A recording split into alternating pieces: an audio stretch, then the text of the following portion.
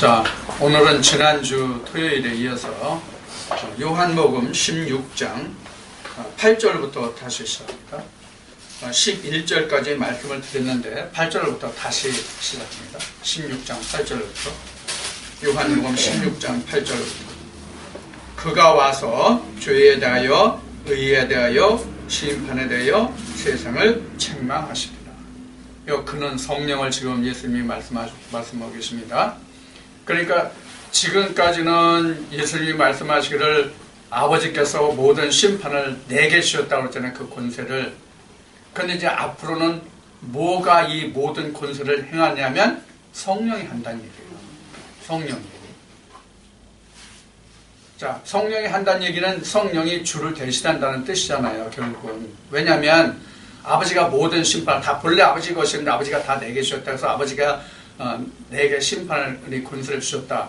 그런데 이제 주님이 말씀하시기를 이제 성령이 모든 것을 다 하신다고 그러니까 지금 아버지가 예수 그리스도에게, 예수 그리스도가 성령에게 이렇게 그 모든 고난이 지금 전가되는 것을, 옮겨가는 것을 지금 말씀하고 계신 거란 말이에요.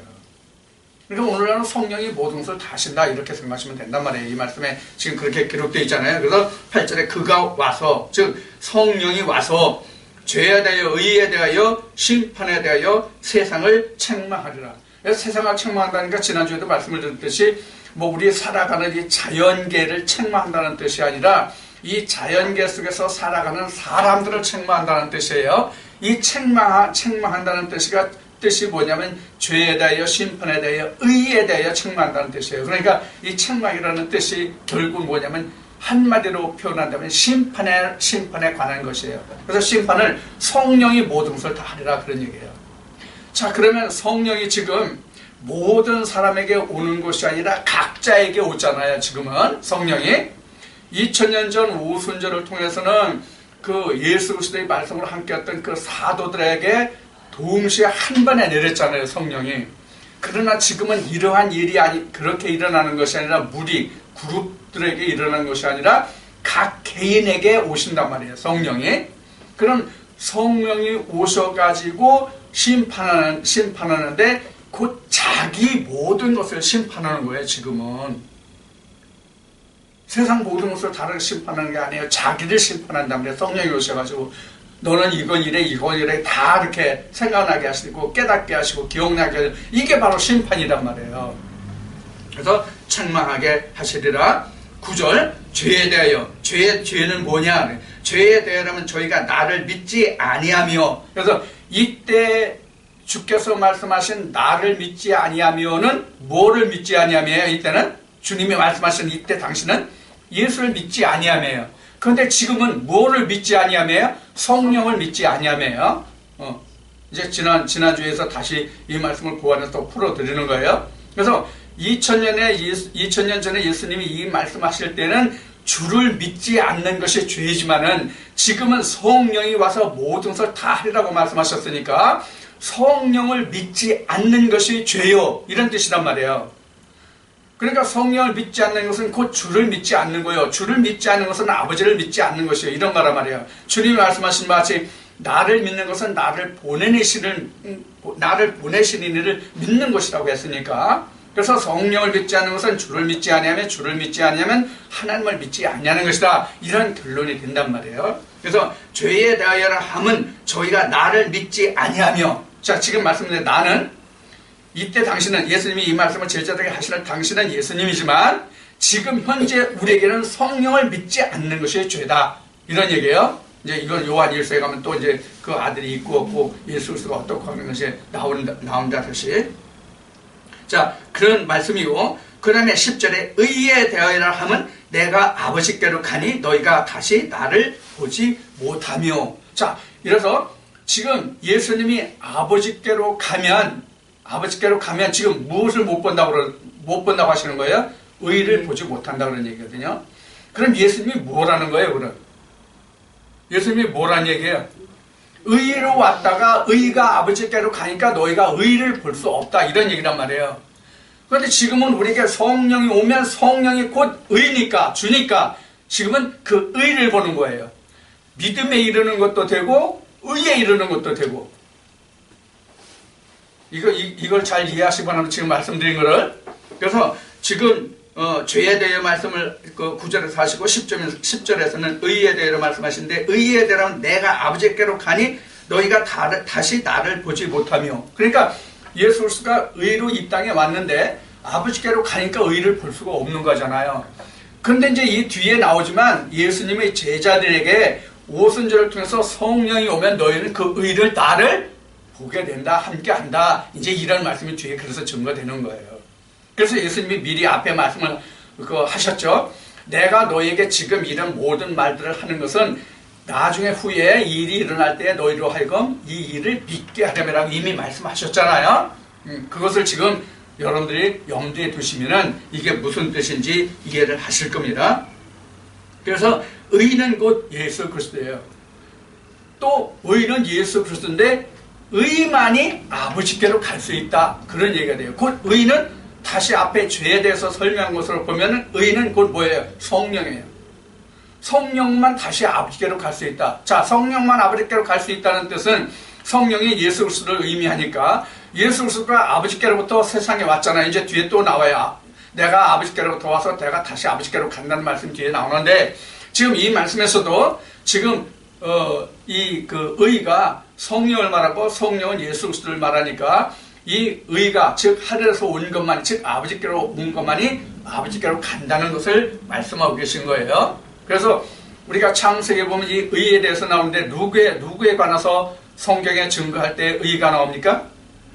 아브라함이 하나님을 믿으니 이를 의로 여기셨더라, 이렇게 나오죠. 그래서 그 믿음이 의인데, 그 믿음이 그래서 지금 이 말씀에 의해서 창세기에 나온 그 의를 설명한다면 그때 당시에 이 의는 바로 성령으로 하나님의 말씀의 씨를 얘기하는 거예요. 그 의가 벌써 창세기 1장 그 2절부터 나오잖아요. 3절부터 빛에 대하여. 그 다음에 그 빛이 성령에 대해서 그 말씀이 나오잖아요. 저 창세기 2장 7절에서는 생기로 나오잖아요. 저 창세기 3장에서는 그 에덴 동산에 그 생명나무의 열매로 생명과로 나오잖아요. 자, 이것을 지금 예수님이 말씀하시는 거예요. 그래서 창세로부터 하나님께서 말씀하셨던 그 모든 것을 이루신다는 이야기가 바로 그런 의미예요. 참 성경을 이렇게 좀 깊이 있게 우리가 깨달을 수 있으면 성경이 어렵지도 않고, 우리가 성경이 66권이니까 엄청 많은 분량이에요. 사실 성경이 적은 분량이 아니거든요. 근데 성경이 아무리 분량이 많은 그 책이라도 요한계시록에 나온 말씀과 같이 진짜 이게 작은 책으로 엮여서 그냥 언제든지 술술술 다 나오거든요. 이제 뒤에 이제 천국의 바리새인이 나오겠지만은 천국의 바리새인들은 옛 것과 새 것을 자기 마음대로 꺼내오고 가져오고 그러잖아요. 바로 그런 말씀이 되는 거예요. 이것을 성경은 이제 두루마리다, 접었다 폈다 다 할 수 있잖아요, 마음대로. 그걸 이제 의미하는 거예요. 자, 그 다음에 11절 보겠습니다. 심판에 대하여라 함은 이 세상 임금이 심판을 받았습니다. 그러니까 예수님이 심판을 받은 것이죠. 자, 그럼 예수님이 심판을 받았는데 무엇이 심판을 받았어요? 육체가. 예, 무엇이 심판을 받았어요? 예수님이 실체가 뭐예요? 예수님이 실체가 뭐예요? 영과 육이에요. 영과 육인데 예수님이 심판받으신 것은 뭐가 심판받았어요? 영과 육 중에서 어느 게 심판받았어요? 육이 심판받았지 영은 심판받지 않았어요. 영은 세상에 알지도 못하고 영을 심판할 수도 없어요, 세상은. 그러니까 뭐를 심판해요? 영을 심판하지 못하고 보지 못하니까 영을 심판하지 못하고 보이는 육신을 심판했을 뿐이에요. 이것이 우리에게도 똑같이 응하는 거예요. 그래서 요한 1서에 보면 예수 그리스도가 육체로 오는 것을 시인하는 자마다, 이런 말씀이 그래서 나온 거예요. 자, 그래서 우리도 심판을 받는 것은 영이 받는 게 아니라 예수 그리스도가 받는 게 아니라 내가 받는 거예요. 내가. 그런데 예수님은 살아생전에 심판을 받으시고, 부활하셨잖아요. 근데 우리는 지금 이 세상에 살면서 지금 당장 심판받으면 우리는 어떻게 돼요? 우리는 부활이 없어요. 왜 없어요? 예수 그리스도가 내게 오지 않았기 때문에 없는 거예요. 그리고 예수 그리스도가 내게 왔다 할지라도, 이건 고린도서 15장에 가서 이제 다시 말씀이 증거되는데, 예수 그리스도가 내게 왔다 할지라도 내가 그 예수 그리스도에 붙은 자가 되어서 예수 그리스도에 붙은 자가 되어서 내가 예수 그리스도의 형상으로 지어지기까지는 내가 죽으면 육신이 없으면 내 영이 자라질 못해요. 예수 그리스도의 형상까지 자라질 못해요. 그러니까 우리의 구원은 지금 우리의 구원은 절반의 구원이라고 말씀을 드리는 이유가 바로 이건데 이거를 이해를 못하고 우리가 한번 성령이 오면은 끝까지 있다고 생각을 한단 말이에요. 사람들이. 내가 거듭나면 그 거듭남이 곧 구원의 전부인 줄 안단 말이에요. 이게 지금 그동안 여러분들에게 그 말씀을 드렸고 우리가 그동안 금년 이제 며칠 안 남았지만은 금년 4월달에 그 세월호 사건이 났잖아요. 세월호 사건이 나면서 부각된 교회가 어디예요? 구원파잖아요. 이 구원파하고 다를 게 하나도 없는 거예요. 똑같은 거예요. 아주 이것을 생각하면 속이 터져요. 그게 아니란 말이에요. 요한계시록의 첫째 부활과 둘째 사망이 무엇인지 고린도서 15장에서 그 부활이 차례대로 이루어져야 된다는 것을 우리가 말씀을 여러 번 나눴는데 이걸 못 알아듣는 거야. 고린도서 15장에서 부활의 차례가 먼저 예수 그리스도가 부활하고 그 다음에 내가 거기에 붙은 자가 되어야 된다고 성경은 분명히 바울이 증거하고 있거든요. 그러니까 예수 그리스도의 부활이 지금 오늘날 나로 보면 뭐예요? 거듭남이에요. 예수 그리스도의 부활이. 모든 율법의 마침이거든요. 예수 그리스도의 부활이. 그럼 예수 그리스도로 인해서 내가 그로 인해서 그에 붙은 자가 돼서 내가 그 형상까지 자라가야 되거든요. 성경이 그렇게 증거하고 있잖아요. 우리가 예수 그리스도의 형상으로 지어지기까지라는 말씀이 성경에 분명히 증거되잖아요. 바울 서신에.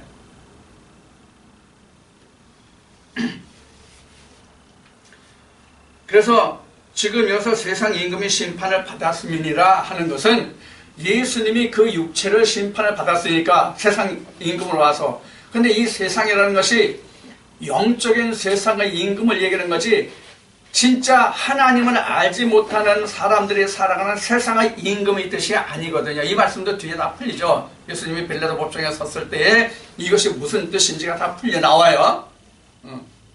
자, 그러면 지금 이 세상 임금이 심판을 받았음이니라 그러니까 우리도 심판을 받는다는 뜻이에요. 그래서 앞에 예수님이 모습이 어떤 모습이냐 영체로 육체로 같이 오셨잖아요.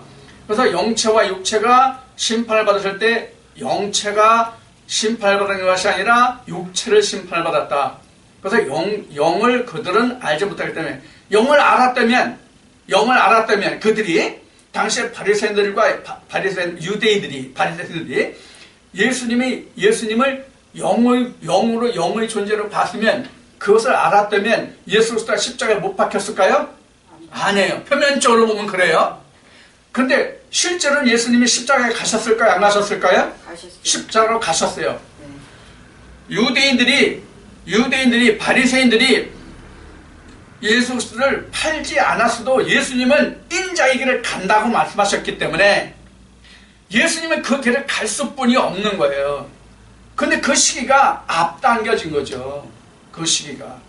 그래서 예수님이 가룟 유다에게 그런 거 하잖아요. 인자는 인자의 길을 가거니와 저는 세상에 나지 아니함만 못하다 이런 말씀을 하셨잖아요. 그리고 가룟 유다가 예수를 팔기 전에도 예수님은 누누이 말씀하시기를 나는 십자가에 달려야 할 것을 여러 번 제자들에게 말씀하셨는데 제자들이 그걸 알지 못했을 뿐이잖아요.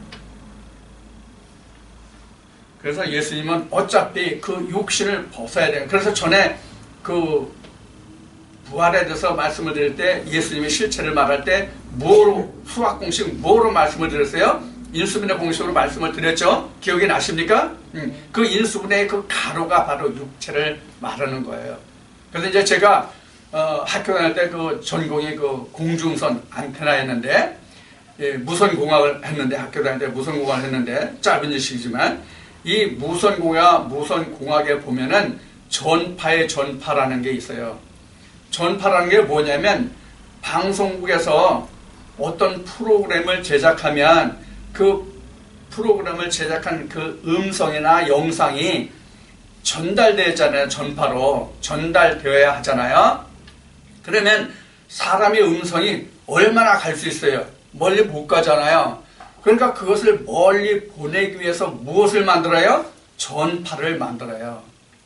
이 전파를 만드는데 그 전파 속에 무엇이 들었냐면 영상과 음성이 들어있는 거거든요. 그 영상과 음성을 실어 날르는 그것이 바로 뭐냐면 캐리어라고 해서 이제 주파수라는 게 있어요. 그 주파수에 실어서 보내거든요.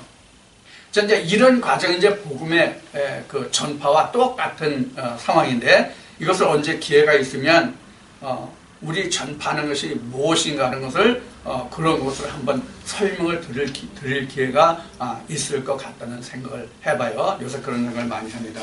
그래서 예수님이 지금 그 심판에 대해 말씀하시는데 이 심판은 영은 살리고 육은 죽이는 거예요. 그러니까 육신의 죄를 주고 영은 살리는 것이 바로 심판이에요. 무슨 얘기인지 아시겠죠? 자, 이 말이 나왔으니까 육신에 대해서 심판을 주고 영을 심판하지 않는다는 것을 말씀을 드릴게요. 무슨 뜻인지. 자, 우리 육신은 아래서 난 거잖아요. 땅에서 난 거잖아요. 우리 육신이 그래서 성경은 흙이라고 그러잖아요. 그 실제 흙이 아니라 땅에서 났다, 아래에서 났다의 의미가 바로 흙이라는 얘기예요. 자, 그러면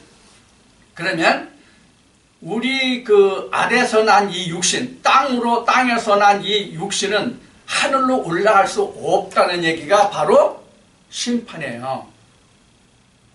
그러면 영이 심판을 받지 않고 육이 심판을 받으면 영은 어떻게 돼요? 자유롭게 되잖아요. 바로 그런 의미예요.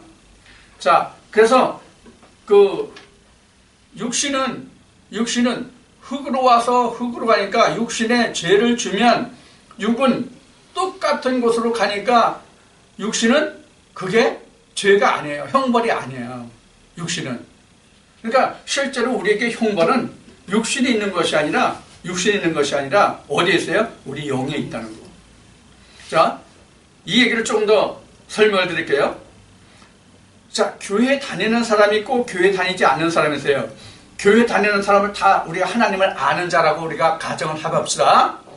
교회 다니는 사람 다 하나님과 예수를 잘 알고 성령도 잘 아는 사람이라고 가정을 하고, 그렇게 되면 교회 다니는 사람과 세상에 다니는 사람 이렇게 두 부류로 나눌 수가 있잖아요.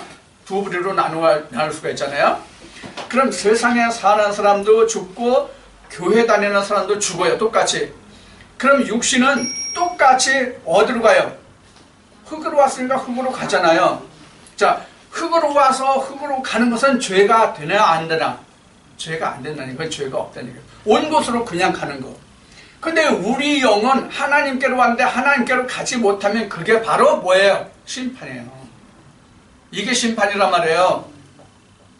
우리 영이 하나님께로 왔는데 하나님께로 가지 못하는 게 죄란 말이에요. 이게 심판이란 말이에요. 자, 그래서 우리 영혼이 원래부터 있었잖아요. 원래부터 있었어요, 없었어요? 우리 영이 원래부터 있었어요, 없었어요? 이거 뻥하네. 원래부터 우리에게 영이 있었어요. 원래부터 우리에게 영이 있었는데 에덴 밖으로 나오면서 영을 뺏겼다고 보는 게 바로 타락론이란 말이에요. 이해가 되세요? 네. 원래 하나님이 첫 아담을 통해서 하나님이 거기 생기 영을 넣어주셨잖아요. 근데 선악과를 따먹음으로 인해가지고 그들이 영은 죽은 채 에덴 밖으로 나왔잖아요. 그러니까 원래 영이 있었는데 영이 없는 상태로 왔단 말이에요. 그래서 그 영이 원래대로 가지 못하는 것이 죄란 말이에요. 심판이란 말이에요, 이게. 그래서 죄에 대하여, 의에 대하여, 심판에 대하여 지금 말씀하시는 게 지금 이 부분이에요. 자, 결론적으로 얘기합시다. 우리가 지금 하나님 앞에 나와서 예수 그리스도 앞에 나와가지고 우리가 하나님과 예수 그리스도를 알려고 하는 그 근본적인 원인이 뭐예요? 잘 먹고 잘 살자? 출세하자? 죽은 내 영혼을 살리자거든요. 죽은 내 영혼을 살리자. 이 죽었다는 뜻이 그거잖아요. 내게 하나님의 생기가 빠져나간 게 죽은 거잖아요. 우리가 창세기에서 말씀에 기록된 게 그렇잖아요. 그러니까 우리 죽은 영혼을 살리는 거란 말이에요. 그러니까 우리 영이 하나님께로부터 와서 죽어 있으니까 그 영을 살려야 될 거 아니에요. 그 영을 살리는 것을 고린도서 15장에서 사도 바울은 마지막 아담이 와서 살려주는 영이 된다 이렇게 말씀하신 증거란 말이에요. 그래서 이해가 잘 됐어요? 네. 그래서 모든 인간은 처음부터 하나님이 영을 주신 자예요. 근데 그 영을 하나님께 빼앗긴 상태가 타락했다는 얘기란 말이에요. 이해가 됐죠? 영을 빼앗긴 거예요. 왜? 선악과를 따먹어서. 선악과를 따먹었다는 것도 여러분들에게 여러 번 말씀을 드렸지만 사람이 지어진 그 근본이 그렇다는 거예요. 그 근본을 설명한 게 뭐냐면 창세기예요. 사람의 근본이 그렇다는 거예요. 처음부터 하나님의 그리스도의 영이 들어가 있는 상태로 지음을 받은 것이 아니란 얘기예요. 자, 쉽게 설명할게. 지금 우리나라가 전통적으로 쓰는 그릇은 옛날에는 이조 백작이도 있고 고려 청자도 있고 뭐 이렇게 했잖아요. 근데 일반적으로 가장 많이 쓰는 그릇이 뭐예요? 일반적으로 많이 쓰는 그릇이 옹기 그릇이라는 거잖아요. 자, 옹기 그릇이든 백자든 청자든 간에 그 그릇을 먼저 만들어야 거기에 물건을 담지, 그릇을 만들지도 않고 거기에 먼저 담을 수 있어요?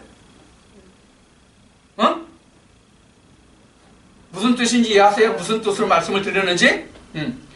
먼저 로마서 9장에 기록한 대로 그릇인 우리를 만들어야, 사람을 만들어야 거기다 하나님의 신을 부어 넣을 수 있다는 얘기예요. 이해가 되시죠? 네. 그래서 우리는 그릇이란 말이에요. 그릇이 있어야 하나님의 영을 붓지. 그릇이 없는데 어떻게 하나님의 영을 붓냐고. 그래서 그릇이 없기 때문에 하나님의 영을 부을 수가 없어서, 그릇이 없어서 하나님의 영을 부을 수가 없어서 그릇을 먼저 만든 게 창세기 1장 27절에 바로 사람이에요. 그래서 그 다음에 창세기 2장에 와서 하나님의 생기를 불어넣잖아요. 네? 그 과정을 얘기하는 거예요. 그래서 나도 먼저 하나님이 그릇을 만드시고 거기에 생기를 불어넣는단 말이에요. 세상에 지금 그릇을 얘기하는 것 같이. 이해가시죠? 그래서 타락이라고 하는 문제는 그 과정을 설명해 주신 것이지, 풀어 주신 것이지, 인간을 하나님 형상으로 만드는 과정을 설명해 주신 것이지, 그렇게 되었다는 것이 아니란 말이에요. 그래서 지난번에 그 아담과 하와에서 선악과를 누가 따먹었냐, 아담과 하와가 둘이냐 하나냐는 말씀도 드렸죠? 바로 그게 그런 영이에요. 그게 그런 영이에요. 자, 내가 그릇이고 하나님의 영이 들어왔으면 내가 하나님의 그릇이 됐잖아요. 그래서 요한복음 14장 이미 지나왔지만 14장 20절에서 아버지가 내 안에 내가 아버지 안에가 이게 똑같은 얘기란 말이에요. 내가 없는데 아버지가 내 안에 들어올 수가 있느냐고. 이해가 잘 되셨죠? 자, 그것이 지금 8절부터 여러분들에게 지금 11절까지 말씀드린 내용이에요. 지난주보다 좀 상세히 말씀을 드렸어요. 그 다음에 12절부터 내가 아직도 너희에게 이를 것이 많으나 지금은 너희가 감당치 못하리라.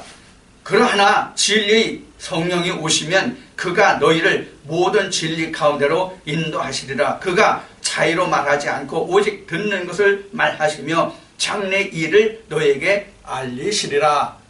이 일을 누가 한다는 거예요? 이 일을 누가 한다는 거예요? 성령이 한다는 얘기잖아요. 성령이 한다는 거거든요. 그럼 성령이 하는 일은 누가 하는 일이라고요? 주님이 하시는 일입니다. 왜? 성령이 바로 나라고 예수님이 앞에서 8, 9절에 지금 8절, 9절, 10절에서 지금 말씀을 드렸으니까. 그래서 지금 진리 영인데 이 진리 영은 예수 그리스도의 영이란 말이에요. 진리 영이 곧 뭐예요? 성령이잖아요. 진리 영이 성령으로 오시면 그가 너희를 모든 진리 가운데로 인도하시리라. 모든 진리 가운데라는 것은 그동안 예수님이 제자들과 3년 6개월 동안 공생하시면서 천국에 관하여 모든 말씀을 다 제자들에게 알려주셨잖아요.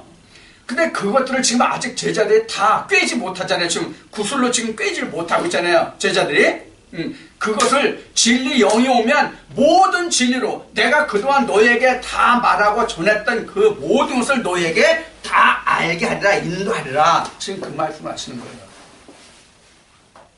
자, 결론적으로 말해서 예수님이 이같이 말씀하신 대로 됐어요, 안 됐어요? 됐잖아요. 네. 그 증거가 뭐예요? 오순절이잖아요. 우리가 잘 아는 오순절이잖아요. 그 오순절을 통해서 예수님이 지금 제자들에게 고별강화로 말씀하신 지금 진리 성령이 증거되었단 말이에요. 그래서 제자들이 그때부터 예수 그리스도가 우리가 기다리던 메시아라고 유대인들에게 바리새인들에게 증거하게 된 이유가 바로 여기에서 기인됐잖아요. 그래서 지금 그 13절 그 중간쯤 보면 그가 자의로 말하지 않고 이렇게 나오세요. 자의로 말하지 않고 그가라고 하는 이 대명사가 누구예요? 성령이죠. 성령이 자의로 말하지 않고 오직 듣는 것을 말하시며 성령이 듣는 것을 말한대요. 그럼 성령이 듣는 것은 곧 누가 듣는 거예요?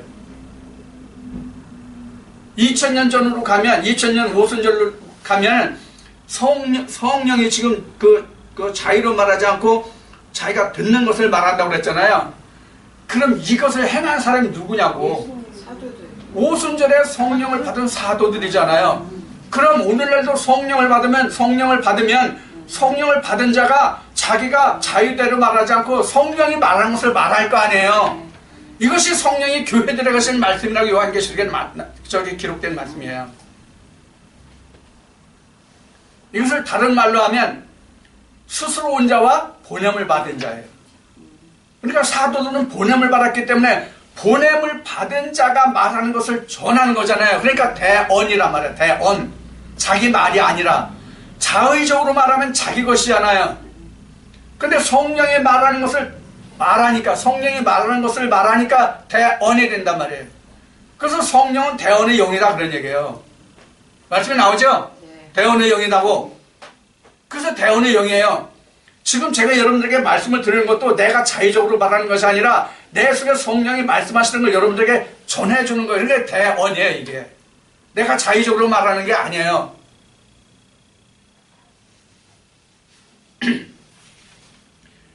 오늘날 진리를 알고 좀 말씀을 알았다는 사람들이 사람에게 접근해서 사람을 많이 모으려고 하는 그런 모습들이 보여요.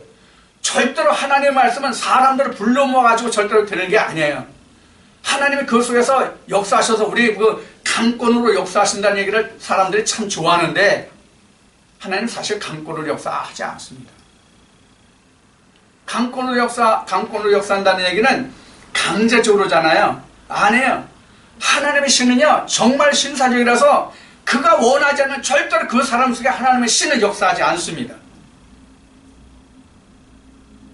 이거 우리가 생각하기 나름인데 이거 생각하기 나름이라는 얘기는 뭐냐면 이렇게 내가 싫으면 성령이 역사하지 않는다는 얘기를 사람들에 따라서는 이것을 오해할 수 있는 소지가 있기 때문에 이렇게 말씀을 드리는 거예요. 내가 하나님의 성령을 섬기려 하자도 내가 하나님의 뜻대로 행하자면 성령은 떠나시는 거고요. 내가 그를 받아들이지 않으면 성령은 역사하지 않으시는 거예요. 그래서 강권이라는 얘기가 우리 성경에서 보면 구약이나 신약이나 그 사도들이 하나님의 부르심을 받은 것을 우리가 강권적으로 역사한다. 이렇게 이제 저 성경에 기록된 그 말씀을 쫓아서 우리가 그러는데 사실 강권적이 아니에요. 강권적이라고 하는 것은 이런 의미예요. 정확하게 말하면 나로서 이 길을 가고 싶지 않아. 나로서는 이 길을 가고 싶지 않은 이유가 뭐예요? 정말 고난의 길이니까 사람의 생각으로 이것을 가고 싶지 않아. 일을 하고 싶지 않아. 그러나 이것을 나는 하기 싫어도 하나님이 그 뜻을 인해서 성령을 받은 자를 일하게 하시는 그것이 강권이에요. 이해가 되십니까? 근데 처음부터 싫어서 그 사람에게 하나님의 성령이 없는 자에게 강권으로 역사가 안 된다는 얘기를 하는 거예요. 하나님의 신이 있는 자에게 강권으로 역사하는 거예요. 한 예를 들어봅시다. 여러분들 요나서 아시죠? 그 내용은 둘째치고 요나서 성경에 있죠? 구약에. 요나서를 보면 요나가 가고 싶었어요? 안 가고 싶었어요? 안 가고 싶어. 이게 강권이에요. 그럼 요나가 갈 수뿐이 없었던 이유가 뭐예요? 그 속에 성령이 있기 때문에 하나님의 음성이 들리니까 자기는 싫어도 갈 수뿐이 없었던 거예요. 하나님의 음성이 있으니까 갈 수뿐이 없었던 거예요. 이게 강권이에요. 그게 하나님의 성령이 없는데도 요나가 니네로 갈 수 있었어요? 니네로 가면 어떻게 되는지를 요나는 이미 잘 알고 있었기 때문에 거기로 가고 싶지 않았던 거예요. 우리가 성경의 역사에서 나오는 것 같이 그곳에 가면 자기가 몇 토막으로 잘려서 죽을지를 알지 못해. 그러니까 가고 싶지 않았던 거야. 거기 가면 죽을 줄 알기 때문에 가려고 하지 않았던 거야. 그래서 그는 피하고 싶었어.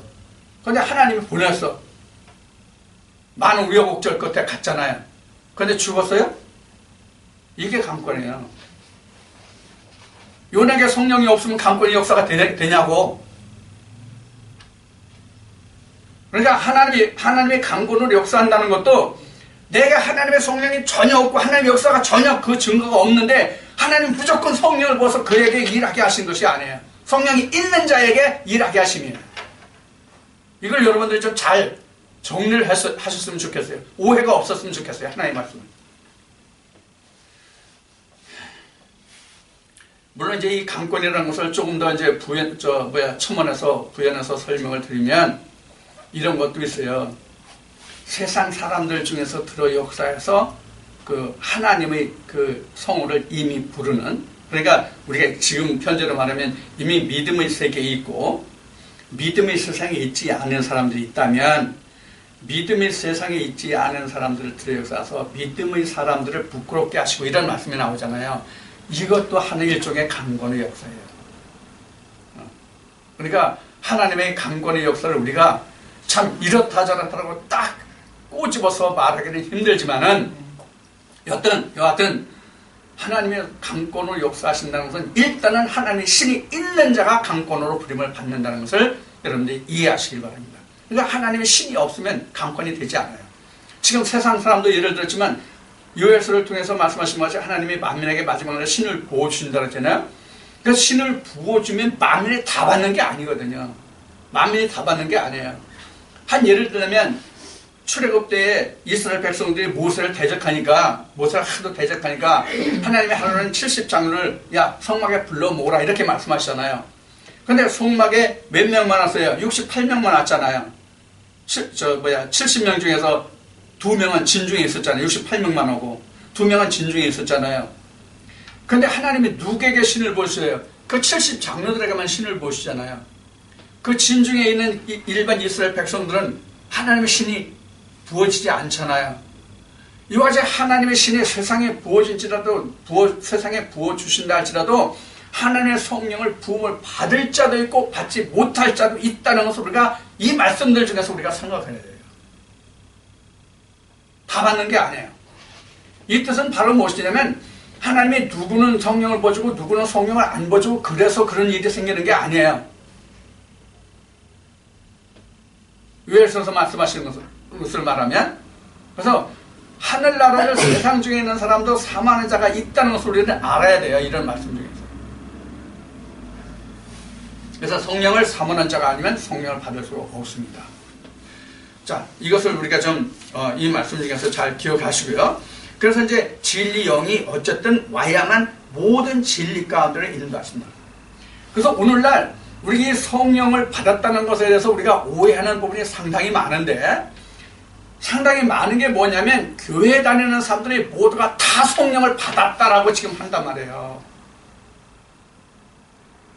좀 더 답답한 것은 말씀을 좀 깨달았다 하는 사람들, 나도 하나님 알고 나도 하나님 말씀 전한다고 하는 사람들조차도 교회 다니면 누구나 다 성령을 받았는데 그것을 쉬운 얘기로 얘기하면 그것을 활용하지 못한다, 그것을 깨닫지 못한다 이렇게 말한단 말이에요. 그게 아니잖아요. 지금 이 말씀 보세요. 지금 자, 여기 말씀 봅시다. 자, 그가 자의로 말하지 않고 오직 듣는 것을 말하시며 다시 장래 일을 너에게 알리시리라. 이 장래 일을 알게 한다는 게 뭐예요? 우리가 고린도전서 12장부터 14장까지 은사론으로 얘기하면 이게 예언이잖아요. 예언이잖아요. 그럼 이 예언을 누가 한다는 거예요? 그럼 성령이 한다는 얘기잖아요. 자, 그럼 예언이 뭐예요? 성경에서 진짜 말하는 예언이 뭐예요? 예수를 아는 것. 예수 그리스도의 오심을 말하는 것이 예언이에요.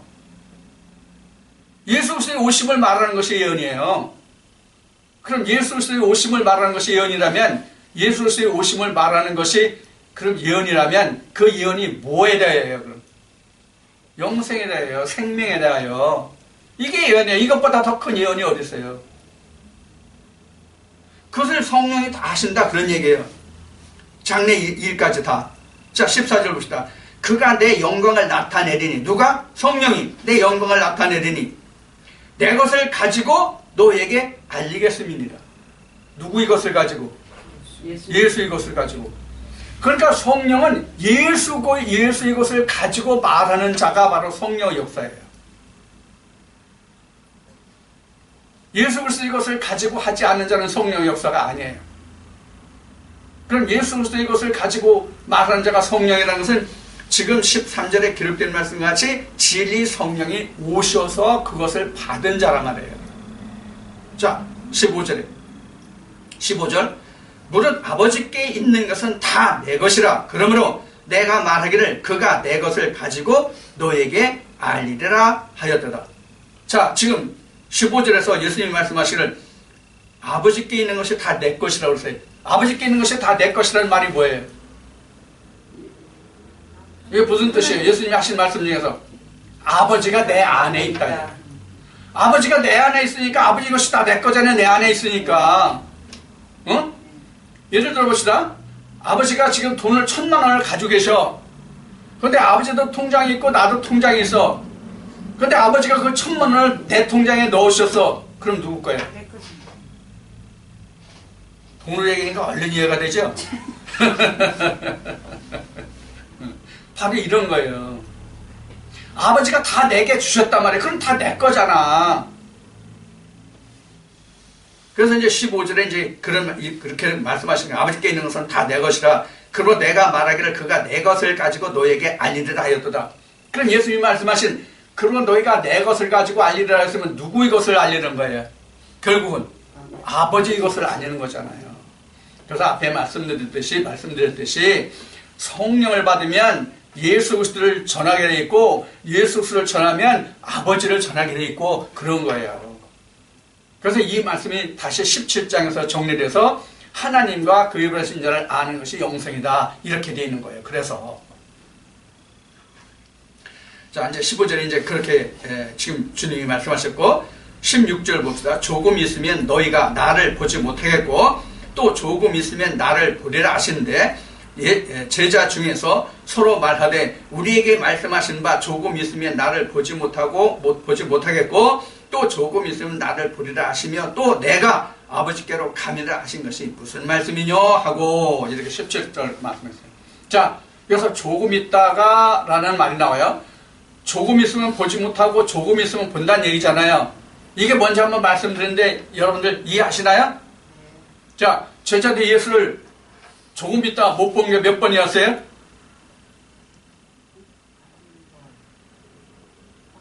예수님이 죽으셔가 십자가에 죽으시고 무덤에 했을 때 못 봤잖아요. 2박 3일간. 그리고 또 며칠 못 봤어요? 10일. 그 부활하셔서 제자들과 40일 함께 하시고 성찬에서 10일 동안 제자들이 못 봤잖아요. 요 두 번이 바로 잠깐 잠시 이렇게 말씀하시는 거예요. 이게 바로 한때, 두때, 반때, 반때에 나와 있는 말씀이에요. 이것이.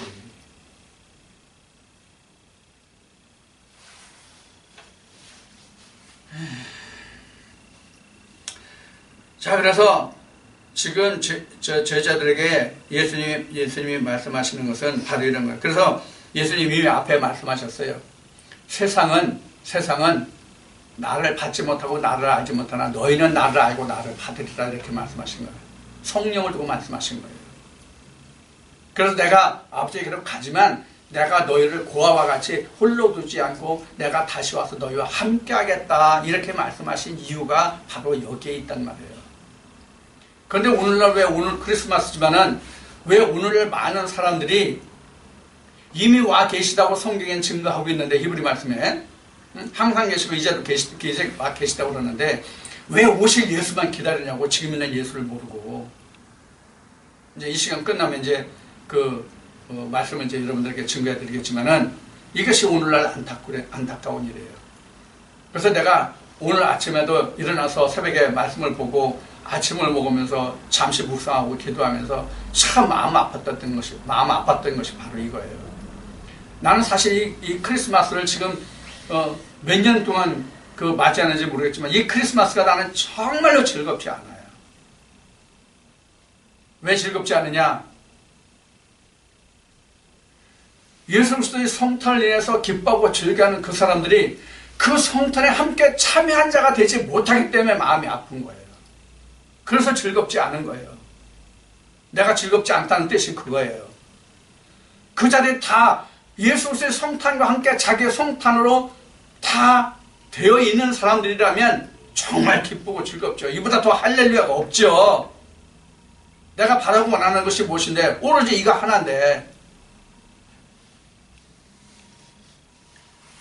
자, 그래서 지금 17절 말씀은 내가 아버지께로 가미라 하신 것이 무슨 말씀이뇨 하고 제자들이 지금 궁금해하니까 예수님이 지금 18절부터 그 말씀을 풀어주세요. 또 말하되 조금 있으면이라 한 말씀이 무슨 말씀이뇨? 무엇을 말씀하시는지 알지 못하노라 하거늘 예수께서 그 묻고자 함을 아시고, 제자들이 묻지 않았는데 이미 예수님이 다 아셨어.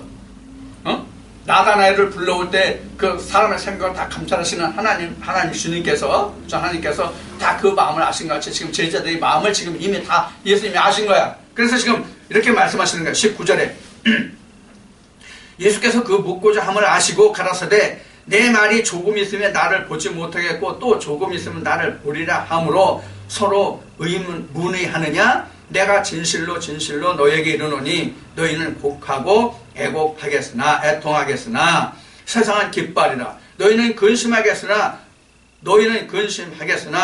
너희 근심이 도리어 기쁨이 되리라. 자, 지금 여기서 상반된 지금 말씀을 하세요. 세상은 기뻐해요. 그렇죠? 그런데 제자들은 슬퍼해요. 그런데 그 다음에는 제자들은 기뻐하는데 세상은 슬퍼해요. 근데 이것도 이제 그 성령을 아는 자들에게 있어서 하는 얘기야. 자, 그래서 예수님이 십자가에 이제 돌아가심을 해서 제자들이 다 그 애통하고 그 슬퍼하면서 예수님이 죽으시니까 다 뿔뿔이 흩어졌잖아요. 그래서 예수님이 부활하신 후에 제자들이 다시 마가의 다락방에 모였던 거잖아요. 그래서 40일 동안 예수님과 함께 했던 거잖아요. 자, 그렇게 해서 이제 제자들은 바로 이제 근심이 되었으나 그것이 오히려 기쁨이 되는 거죠. 예수가 다시 부활해 오신 것을 봄으로 인해서 그들이 기뻐하죠.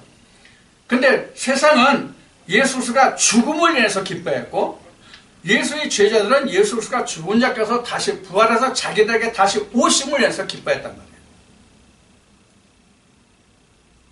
이게 바로 뭐예요? 쉽게 표현하면 한쪽은 영벌에 처해진 자, 한쪽은 영생에 처해진 자들이에요. 결국은. 그래서 예수의 부활을 본 자만이 산 자예요. 자, 제자들에게 예수의 부활을 보았다는 게 바로 앞에 고린도서 15장을 얘기한 부활의 차례예요. 오순절이 제자들이 산 것이라면 이 부활 후에 예수와 함께 40일 함께 했던 것은 예수의 첫째 부활이에요. 예수의 첫째 부활. 그리고 오순절을 통해서 제자들이 진짜 성령을 받잖아요. 예수님이 말씀하신 대로 이것이 제자들의 부활이에요. 그때부터 제자들이 누구 형상으로 닮아가요? 하나님 형상으로 지어져 가는 거란 말이에요. 그때부터 하나님이 일을 할 수 있단 말이에요. 하나님이 내게 주신 분량만큼 일할 수 있는 거예요. 그래서 사도 바울같이 자라면서 하나님 분량이 더욱더 커졌잖아요. 무슨 뜻인지 이것도 이해가 되시나요? 자, 이와 같이 됐고 21절에 여자가 해산하게 되면 그때가 이르렀으므로 근심하나 아이를 낳으면 세상에 사람 난 기쁨을 인하여 그 고통을 다시 기억하지 아니하느니라. 자, 그러면 여기서 지금 아이를 낳았다는 것이 지금 무엇을 얘기하는 거예요? 성령이 온 것을 말하는 거예요. 성령이 예수 그리스도 아들이잖아요. 우리에겐. 근데 그 성령을 낳기까지는, 성령이 내가 받기까지는 그 고통이 얼마나 심합니까? 우리가 성령이 그냥 주여 주여 부르짖기만 외치기만 하면 나옵니까? 성령이 옵니까? 내게? 아니면 내가 뭐 있는 재산을 다 털고 내가 노력할 수 있는 뭐 힘을 다 총동원해가지고 노력하면 예수 그리스도의 성령이 옵니까? 그것은 오지 않잖아요. 진짜 그보다 더 애통하고 고통해야 되는 것이 바로 뭡니까? 우리 영혼의 고통이에요. 영혼의 애통이라고요. 오늘날 세상 사람들 중에 가장 큰 병이 된다고 하는 대표적인 것이 무엇입니까? 오늘날 뭐죠? 스트레스잖아요. 스트레스가 요사이 있는 만병의 그 근원이라고 얘기하잖아요. 영적인 스트레스가 우리는 바로 뭐냐면, 지금 여러분들에게 지금 여기 이 말씀에서 기록한 이게 나음이에요. 그 고통에서 나음이에요. 영적 고통에서 나음이지 육신의 고통에서 나음이 아니란 말이에요. 우리가 하나님을 믿고 예수 그리스도를 믿는 믿음은 영적 고통을 말하는 거지, 영적 해산을 얘기하는 거지, 육적인 해산을 얘기하는 게 아니란 말이에요. 이 부분도 이해하시죠? 우리가 교회 다니면서 부르짖고 애쓰고 힘쓰는 것은 성령을 받고자 하며, 이것을 요한 1서의 말씀으로 한다면 하나님의 아들을 낳으려고 내가 애쓰는 거잖아요. 내가 하나님의 신부가 되어서 그 아들을 낳으려고 애쓰고 수고함이잖아요. 그게 육신의 고통입니까? 영적인 고통이지. 그것을 지금 여기서 일컫고 있는 거예요. 여러분들 이 말씀을 여러분들도 이해하셔야 됩니다. 이 말씀을. 그러니까 성경이 참 이게 같은 말인 것 같지만 굉장히 깊고 오묘한 것이 그래서 성경이에요. 어떻게 이 말씀을 보느냐에 따라서 코걸이, 귀걸이, 뭐 팔찌, 목걸이, 뭐 발찌 다 되거든요. 요새는 심지어 뭐 그 장식품을 뭐 배꼽까지 뚫어가지고 스피어싱이라고 그래, 그거? 피어싱이라고 그래요? 그 짓들을 하고 있던데, 그런 저거가 아니란 말이에요, 이거는. 이건 어떤 보석을 내 몸에 치장하는 그런 것이 아니란 말이에요. 자, 이것을 여러분들이 이 말씀을 통해서 좀, 기억을 하시고, 그래서 이렇게 이제 성령이 내게 오면 그동안에 애쓰고 힘썼던 모든 것이 다 어떻게 돼요? 사라지잖아요. 이것을 지금 우리는 이 글로 이렇게 보고 있지만 2000년 전에 사도들에게 그 임했던 성령의 기쁨을 여러분들이 한번 상상해봐. 나는 이 기쁨을 알아. 내가 체험해봐서. 나는 일찍이 이 체험을 해봐서 안다고 이 기쁨이 얼마나 큰지. 진짜 말로 형용이 안 돼. 사람의 말로는 어떻게 표현해도 이 성령의 그 임하신 그 은혜를 말로 표현할 수가 없어. 여기 지금 임신부가 애 낳는 고통에 비교해서 지금 예수님이 여기 말씀하셨지만, 내가 여자가 아니라서 그 출산의 고통과 그 출생의 기쁨이 얼마나 그것이 교차되는 것인지 나는 그것으로는 말할 수 없지만, 내가 경험한 성령으로 나음을 경험한 그것은 진짜 뭐라고 말할 수 없다는 얘기예요. 그 은혜가 내게 있어요. 여러분들도 그 은혜가 있기를 원합니다. 자, 22절 말씀에 이제 그렇게 지금 21절에 그렇게 기록되어요. 22절 말씀에 보면은, 지금은 너희가 근심하나 내가 다시 너희를 부리니 너희 마음이 기쁠 것이요 너희 기쁨을 빼앗을 자가 없느니라. 이때는 못 뺏어요. 성령이 오면 그 기쁨 못 뺏어요. 그 기쁨을 못 빼앗는다는 얘기는 다른 말로 하면 어떤 뜻이에요? 성령을 빼앗을 자가 없다예요. 영생을 빼앗을 자가 없다는 얘기예요. 왜 마태복음에 나왔은 것 같이 그 은혜는, 성령으로 주신 그 은혜는, 그 보화는 세상에 보이는 곳에 둔 것이 아니라 감추어진 보화거든요. 그래서 거기는 도둑도 들지 못하고 동록도 쓸지 않는다. 그렇게 말씀하셨잖아요. 바로 그것을 여기서 22절 말씀에서 여러분들이 말씀을 상고하면 이 말씀이 쉽게 이해가 될 것 같네요. 그래서 지금은 너희가 근심하나 내가 다시 너희를 부리니 너희 마음이 기쁠 것이요 너희 기쁨을 빼앗을 자가 없느니라. 이것은 앞에 21절에서 지금 해산의 고통을 다시 설명하신 거예요. 그 해산의 고통이 우리는 성령을 받기까지. 자, 23절에 그날에는 너희가 아무것도 내게 묻지 아니하리라. 내가 진실로 너희에게 이르노니 너희가 무엇이든지 아버지께 구하는 것을 내 이름으로 주시리라. 자, 그날에 되면 뭘 한다고요? 내게 묻지 않는다. 내게 묻지 않는다. 그럼 누가 가르친다는 거예요? 성령. 이미 앞에 말씀 다 나왔어요. 13, 14절에 다 나온 말씀이에요. 너희가 이렇게 해산이 되면은 그때는 내게 묻질 않을 것이다. 왜? 성령이 내 속에서 다 말하니까, 가르쳐주니까. 그래서 제가 여러분들에게 말씀드린 것 중에 성령을 받으면 어떻게 되느냐라고 말씀을 드린 적이 있어요. 기억나십니까? 성령을 받으면 어떻게 되는 거예요? 이 말씀에 기록된 바와 같이 성령을 딱 펴면은 성경이 보여. 하나님도 보이고 예수 그리스도도 보이고 성령도 다 보여. 이게 바로 이 성령을 받았다는 뜻이고 내가 해산을 했다는 뜻이에요. 누구든지 다 성령을 받는데 그것을 활용을 못하고 깨닫지 못하는 뭐가 도대체가. 아니 내가 보았는데도 알지 못합니까? 생각해 보세요. 내가 지나가다가 내가 남자니까 여러분들 쉽게 이해할 수 있는 방법으로 말씀을 드릴게요. 내가 지나가다가 우연히 지나갔는데 정말 아주 멋진 여자가 지나갔어. 그럼 내가 알았어 몰랐어? 여자 지나간 거 알았죠? 왜 알았어? 보았으니까 알았잖아. 보았으니까.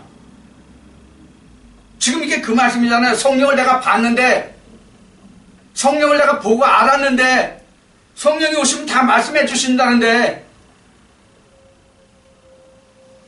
이미 말씀하셨잖아요. 예수님이 성령이 오시면 내가 아버지께 그러는데 성령을 내가 보내줄 거다. 그러면 성령이 너에게 모든 것을 기억나게 하고 생각나고 깨닫게 한다고 말씀하셨잖아요. 뭘 깨닫는다는 거예요? 뭘 보고 뭘 깨닫는다는 거예요? 성경이잖아요. 성경. 성경에 누구에 대해서 기록했다고 예수님이 말씀하셨어요. 나에 관한 기록으로 말씀하셨잖아요. 그럼 성령이 오시면 성경을 보면 예수 그리스도를 찾아낼 수 있는 말씀이 있다는 얘기예요. 그런 능력이. 그게 성령을 받았다는 뜻이에요. 뭐 교회 다니면 다 성령을 받긴 무슨 성령을 받아? 500살 먹은 노인의 이빨 빠지는 소리를 왜 하냐고.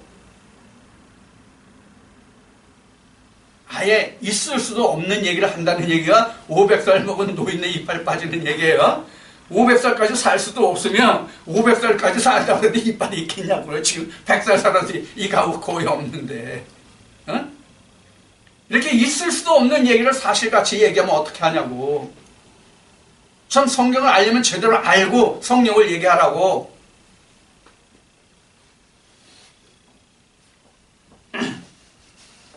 자, 그래서 24절에 지금 예수님이 그렇게 23절에 그렇게 말씀하셨고, 이거 내 얘기가 아니에요. 예수님이 그렇게 여기 지금 말씀하고 계시잖아요. 내 얘기예요? 이태설은 한 개인의 얘기냐고요. 예수님이 이렇게 말씀하셨잖아요. 지금 24절 말씀에 보면 23절에 보면. 자, 그럼 24절 봅시다. 지금까지는 너희가 내 이름으로 아무것도 구하지 아니하였으나 구하라. 그리하면 받으리니 너희 기쁨이 충만하리라. 자, 그러면 지금 예수님이 이제까지는 너에게 구하라고 하지 않은데 이제는 구하라. 그리하면 받으리니 너희 기쁨이 충만하리라. 지금 뭘 구하라는 거예요? 성령을 구하라. 이거 성령을 구하라는 것은 이미 예수님이 마태복음 6장에서 산상수훈에서 이미 말씀하셨어요. 너희는 아버지 나라와 의를 구하라. 이걸 구하라는 얘기예요. 지금까지는 구하라고 하지 않는다. 왜? 지금 아버지가 누구한테 와 있어요? 제자들한테 와 있잖아요. 근데 이제 성령이 이제 오시니까 성령을 통해서 내게 구하라. 그러면 성령이 모든 걸 갚아주라. 그래서 그때 기쁨이 충만하리라. 무슨 기쁨이 충만하다는 거 도대체. 나 먹고 있고 쓸 거 없는데 먹고 있고 쓸 거 구해서 줘서 충만하다는 얘기예요. 기쁨이. 내 아들 지금 서울대학교 서울대 법대 서울대 의대 가야 되는데 서울 법대 의대 가서 기쁨이 충만하다는 얘기, 그것을 구했더니 돼서 성령을 인해서 기뻐한다는 뜻이란 말이에요. 충만하다는 뜻이란 말이에요. 이거 사도행전에 가면 나오잖아요. 기쁨이 충만했더라. 성령을 인해서. 자, 이제 오늘 지금 요한복음 16장에서는 지금 24절까지 말씀을 마치고 이제 잠시 쉬었다가 이제 다음 시간을 계속할 건데, 이거 지금 성령에 대해서 지금 8, 9, 10, 오늘 8절부터 시작했는데, 요한복음 16장 8절부터 시작했는데, 이 성령에 관해서 지금 24절까지 예수님이 아주 너무 상세하게 잘 말씀해 주셨어요. 요 한 부분만 좀 깊이 있게 상고해도 성령에 대해서 오해를 안 할 것 같아요. 이것을 다시 요약하면 이제 다음 시간에 말씀을 드리겠지만은 율법을 마친 자에게만 성령이 오는 거예요. 율법 아래 있는 자들은 성령이 절대로 안 와요. 올 수가 없어요. 이게 나음이에요, 바로. 자, 그래서 이제 오늘 요한복음 16장 24절까지를 마치고요. 다음 남은 2시간은 다른 말씀으로 할 거기 때문에 요한복음 공부는 오늘 여기서 마치겠습니다. 다른 말씀으로 다음 시간에 진행하겠습니다. 수고하셨어요.